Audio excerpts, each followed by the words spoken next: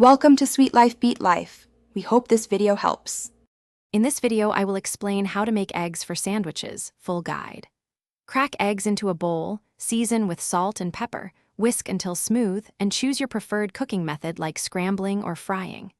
Heat a non-stick pan over medium, add butter or oil, pour eggs, stir gently for soft curds, or let set for a folded omelet. Toast bread and assemble with cheese and greens, then serve quickly. Start with clean ingredients and precise timing to get consistent texture every time. For fluffy scrambled eggs, whisk until slightly frothy, cook low and slow, folding gently. For fried eggs, cook on medium heat, baste with butter for even cooking, and use a lid for slightly set tops. Consider making a flat omelet by pouring a thin layer, letting it set, adding fillings, and folding neatly with confidence. Quick recommendation: if you're finding this video helpful, please subscribe and like to support more recipes. Also, the product seen here is a great kitchen companion. Droplets stay hydrated anywhere with the Owala water bottle. It keeps drinks cold and fits cup holders. I toss mine in my bag when assembling sandwiches on the go.